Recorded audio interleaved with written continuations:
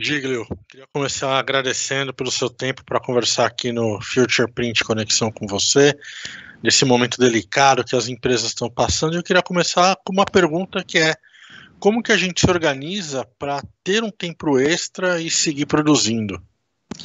Bom, Tiago, em primeiro lugar também eu quero agradecer o convite de vocês aí, de toda a equipe, e o trabalho que vocês vêm desenvolvendo, né, que é muito importante nessa área, principalmente nessa época agora de pandemia, de paralisação, né. Eu acredito que nesse período até agora, os empresários já tomaram algumas providências no sentido de apagar os maiores fogos, né, contato com vendedores, com colaboradores, né, para fazer alguns acertos, tentar a possibilidade de levantar valores em bancos, né, principalmente, para poder aguentar essa situação até quando ela perdurar, né. Mas nesse meio tempo, são duas coisas que aconteceram. Uma coisa ruim foi essa paralisação e esses problemas financeiros que isso acarretou, né. Por outro lado, eu vejo tudo isso como uma oportunidade para o empresário se repensar. Nesses anos todos que eu venho trabalhando com comunicação visual, e já fiz 33 consultorias em empresas de comunicação visual, o que eu tenho sentido muito é que o empresário, uma boa parte dele, entre aspas, né, ele é um amador, principalmente na área de gestão.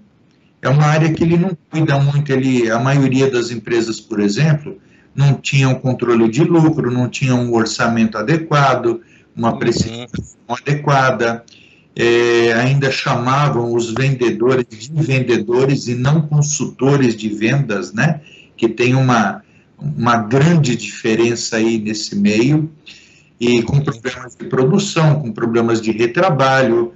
Então, eu acredito que agora os empresários de todos os setores, né, de comunicação visual, sublimação, serigrafia, tudo que envolve a comunicação visual em si, eles deveriam, né, aproveitar esse tempo, essa oportunidade de colocar a casa em ordem e eles mesmos também, né. A gente falou muito de se aproveitar o tempo, de otimizar esse tempo agora. Eu acredito que uma boa planilha de ação, um 5W2H, né, que a gente costuma chamar, seria interessante nesse momento para ele elencar ali no papel todas as prioridades dele, o que ele pode fazer em termos de organização. Tem cursos online, eu mesmo lancei alguns cursos esses dias para ajudar os empresários no sentido de melhorar a gestão da empresa em todos os sentidos, em todos os setores, né. Estudar bastante, ver material via YouTube, tem muita live sendo feita para o pessoal desse setor, né? Então, aproveitar todas essas ferramentas e a boa vontade de uma boa parte de empresários, né, nos dando conselhos, dicas, sugestões, orientações, eles podem aproveitar tudo isso e tirar um bom proveito desse período, né, para que eles possam, quando tiver a retomada, eles possam retomar com mais sabedoria, com mais conhecimento, né, com a empresa em ordem. Eu tenho várias pessoas, empresários, que entraram em contato comigo para saber como é que se controlava estoque. É um passo para todo mundo dar nessa hora, né? A maioria das empresas não sabe nem quanto tem em estoque, o que tem em estoque, nem nada, né? Sim. Então, o ideal é fazer uma sala lá, com uma metragem boa, para poder guardar todas as bobinas, o material auxiliar, equipamento de EPI, montar uma estrutura básica, né, em prateleiras e tudo mais. Quem tem serralheria pode guardar os ferros, os metalons na parede, né, fazer uma contagem, ver o que tem de material e qual o valor desse material, né. De repente, com um bom valor parado ali, ele não tem ideia de que tinha tudo isso, né. Já aconteceu em várias consultorias minhas esse trabalho, né. O pessoal fala, pô, mas eu fiz isso e não sabia. Às vezes estava comprando material duplicado, pensando que não tinha, e na verdade tinha lá 2, 3, 4, 5, 10 rolos de determinado tipo de material, né? Então, além de tudo, de ficar organizado, vai trazer um conhecimento que o empresário normalmente não tem. A gente está falando de estoque e essa é uma tecla que se bate muito com quem quer que a gente converse. Problemas de estoque. Por que ele é tão comum? Por que ele chega nesse ponto da gente não saber o quanto tem ou comprar duplicado? O que acontece? Não tem gestão, não tem gestão. E tudo isso é por falta de conhecimento do empresário, sabe? O empresário que trabalha... lógico, o empresário de comunicação visual é aquele cara que tem aquela paixão, aquele gosto pelo negócio de fazer, de produzir, de entregar, né, de ver a satisfação no rosto do cliente. Mas ele fica tão envolvido em apagar incêndio, na maioria das vezes, o dia inteiro, que ele não tem tempo para gerir a empresa. Tá. E acaba não administrando a empresa, né? A boa parte, por exemplo, não tem controle de fluxo de caixa, nenhum sabe o ponto de equilíbrio da empresa. Nessas empresas... Como é que eu descubro o ponto de equilíbrio da minha empresa? Olha, tem fórmulas e planilhas, né? Eu mesmo tenho lá, se o pessoal quiser entrar em contato comigo, até posso até ensinar como é que faz. Não é trabalhoso, tá? Na verdade é fácil, desde que você tenha a ferramenta, tá? Para poder chegar no número. É como uma planilha de orçamento. Como é que você chega na precificação correta para saber que você realmente está tendo lucro ou prejuízo naquela venda? É através de uma ferramenta que pode ser uma planilha, né? Tá. Em todas as consultorias eu implanto todas essas ferramentas, né? De todos os setores. Então, isso facilita muito o empresário e dá uma outra visão para ele. Hoje, eu vou até um pouquinho mais além. Hoje, quem não está preparado para fazer uma boa gestão, dificilmente vai passar esse apuro que nós estamos passando por aí. Uhum. A gente está num momento um pouco barata que voa, né? Tá todo mundo meio querendo solucionar os problemas, apagar incêndio. Como é que eu me centralizo e defino o que é prioridade na minha empresa? Num cenário que eu estou comprando duplicado, que eu não sei o ponto de equilíbrio, que as coisas têm que acontecer, como é que eu paro e defino as prioridades da minha empresa? A melhor forma de se fazer isso, Tiago, é a análise SWOT, tá? Se você quiser, inclusive, disponibilizar aí uma planilha, pode mandar lá para mim, aí eu encaminho a planilha para vocês aí, que vocês possam fazer essa distribuição, tá? A análise SWOT é uma análise onde a empresa, o próprio empresário, ele vai definir ali todos os departamentos dele e ver quais são os principais pontos fortes e os fracos. Tá? A partir disso, ele pode, num plano de ação, que eu posso disponibilizar também, a planilha de plano de ação, ele vai mencionar lá quais são as prioridades dele no sentido de melhorar os pontos fracos que ele tem, tá? E até otimizar os pontos fortes. Ok? Para que a empresa dele, no final disso daqui tudo, tenha uma retomada melhor, tá? Um outro documento que existe é a planilha de diagnóstico empresarial, tá? Essa é mais complexa, tem 25 abas, trata da empresa inteira, e de 0 a 100, ela me dá um percentual de como é que a empresa está hoje, entendeu? Em todos os setores. O que ela tem organizado, o que ela não tem. Então, ela é uma análise SWOT também, só que ela é muito mais específica e ela demanda que o empresário responda essas 25 abas, demora ali umas 2, 3 horas para responder, né? Uhum. E tem a análise técnica, que aí sou eu que faço, entendeu? Aí ele já vai ter que fazer um pequeno investimento para poder ter o resultado mais adequado, tá? Mas ali também a gente vai apontar o que é necessário para que a empresa dele chegue no 100%, né? Essa planilha, inclusive, que eu uso nas minhas consultorias para dar base para mim do que eu preciso fazer para poder resolver todos os problemas que a empresa tem, levar todas as soluções para os meus clientes, né? Entendeu? É como se fosse uma receita do médico, né? Você está com um probleminha, você vai lá no médico, ele vai te pedir uns exames, né? E com base nesses exames é que ele vai receitar os remédios ou os tratamentos necessários, né? E aí, se você fizer tudo, você vai ficar bem. Na consultoria é a mesma coisa, tá? Só que o exame é esse diagnóstico. Qual que é o erro mais comum no momento da consultoria? Porque a gente vai, pede a consultoria e nem sempre a gente está preparado para ouvir tudo o que é dito ali. Tem um ponto que é o mais comum que a maioria das empresas comete? Olha, não é que é o erro mais comum, mas é o que a maioria das empresas tem problemas, não é só na área de gestão propriamente dita, tá?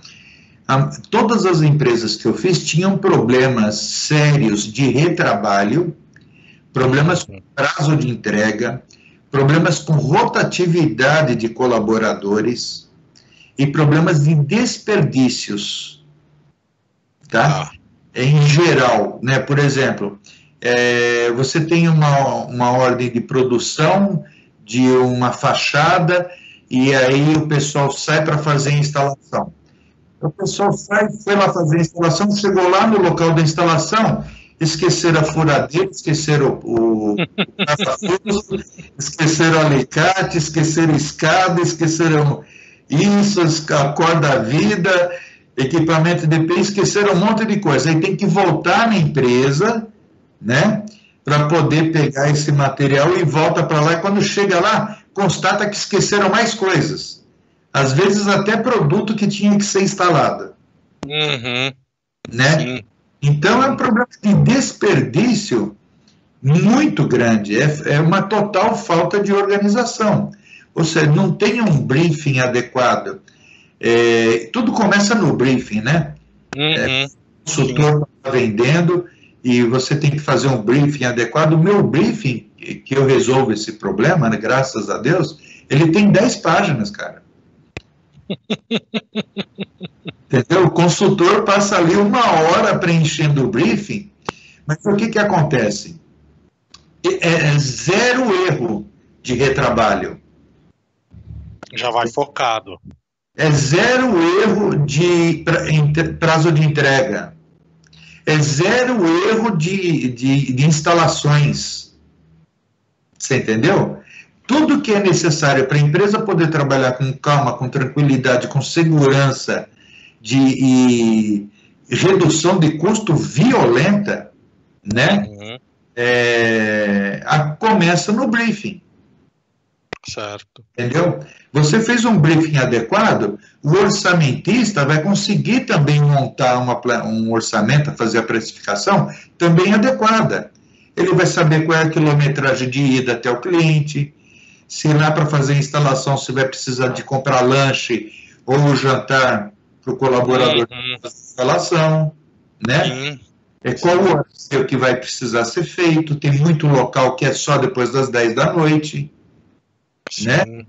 E tem um monte de coisa que envolve tudo isso, né? Então, tudo lá começa no briefing, depois um bom orçamento, e a partir daí, você tem na produção um roteiro na produção certinho, um quadro de produção, como é que está a sua produção em função da sua capacidade, das máquinas que você tem, né? Então, e depois a instalação. Se você fizer tudo certinho desde o início, não tem por que você ter prejuízo. Certo. A gente está num momento que muitas pessoas estão resistentes, ou mesmo preocupadas, com razão, de tudo que envolve injeção financeira. É o momento agora de eu fazer algum rearranjo financeiro, de investir? Como é que eu faço esse investimento? Olha, Tiago, eu sou da opinião que agora o momento é de organizar a casa, se capacitar, né, profissionalmente, pessoalmente, o empresário principalmente, né? E caso ele tenha uma boa colaboração da equipe dele, o que ele pode fazer é investir esse tempo dele, tá, em desenvolvimento de novos produtos. Além disso, ele pode, por exemplo, pegar as vendas dele dos últimos 2 ou 3 anos, fazer uma lista de todos os clientes dele, né, para fazer um bom CRM nesse retorno. Ver se alguma coisa 1 ano atrás, fazer uma ligação, como é que está aquele produto, né, já jogou fora, rasgou, está sendo útil, não está? Nós estamos desenvolvendo novas artes ou novos produtos, não quer dar uma olhada, não quer que eu mande o meu consultor aí apresentar algumas novas opções, né? Porque o cliente, alguns deles nem sabem o que querem. Às vezes chama você lá na empresa, você que é um consultor, ele fala, olha, eu quero um banner escrito isso e isso. Tá, você como consultor, você tem por obrigação perguntar para o cliente qual é a finalidade daquele banner. Para que vai ser utilizado, né? E, de repente, em vez de um banner, você pode oferecer para ele um PDV. Então, pode oferecer uma fachada, né? Sim. Ou seja, dá opções, às vezes nem tão mais caras, né? Mas que vai trazer uma satisfação e um retorno melhor para o cliente. Sim, sim. Então, essa capacitação do consultor vai depender também do empresário montar lá um catálogo, um treinamento. Também vai exigir que o consultor passe ali uma semana na empresa, vendo desde a área de arte, da criação, né, do RIP, vai para a impressora, o trabalho do impressor, limpeza de máquina, gerenciamento de cores, depois vai para a área de acabamento para ver como que é feita, vai para a área de instalação, para ele ter conhecimento da estrutura toda. Sim, sim. Entendeu? Então, esse é o ideal. Eu acredito que agora é o momento de fazer isso. Investir o tempo, não financeiro, mas o tempo em todas essas capacitações. Entendeu? Para ele sair mais forte e mais estruturado depois que acabar essa fase toda. Giglio, tem alguma área que a gente deixou de contemplar aqui na nossa conversa que você acha que a gente tem que indicar para o pessoal? Olha, eu acho que de uma forma geral é isso, Tiago, falando de tudo, né? Tem mais assuntos aí para, nossa, 10 horas de bate-papo. Mas a gente falou de ponto de equilíbrio, que é importante, falamos de custo, falamos de organização interna, de estoque, falamos de estrutura, falamos do trabalho do consultor, de uma parte de cliente. São muitas coisas. Nessa parte de clientes, por exemplo, eu teria uma outra dica, tá? Que a maioria das empresas também não trabalham com isso. Digamos que o teu consultor de vendas faça aí 100 visitas no mês, tá? Ou faça 100 orçamentos. E desses 100 orçamentos, ele só ganhou 15. Pô, legal. Fechamos 15 orçamentos, vai dar uma boa comissão, um bom faturamento. Legal. Por que perdeu os outros 85? Qual foi o motivo da perda dos 85? Sim. Entendeu? Problemas com prazo de entregas, problemas com valor, problemas no atendimento, problema na apresentação do consultor, entendeu? Problemas de referência de outras pessoas. Isso é importante. Né? Então, esse é um ponto muito importante que também as empresas podem passar a analisar. Ou, de repente, pegar os orçamentos que fez esse ano, né? Listar todos e começar a ligar para aqueles que ela não conseguiu fechar. Por que perdeu? Lógico, uma boa parte das empresas não vai querer responder, é normal, tá? conseguir ter ali 50% de retorno, já vai ser uma base para ele poder corrigir os pontos fracos, né, naquela análise SWOT, entendeu? Sim. Para poder melhorar, né, quando a gente retomar os trabalhos aí brevemente. Legal. Giglio, queria te agradecer pelo seu tempo, pelo bate-papo aqui no Future Print Conexão com você. Lembrar quem está assistindo a gente que acessar o nosso canal digital.feirafutureprint.com.br, tem material sobre o SWOT, tem material sobre retomada e organização de gestão das empresas. Giglio, mais uma vez, obrigado. Te vejo lá na Future Print em novembro. Eu que agradeço. Disponha sempre que precisar. Com certeza.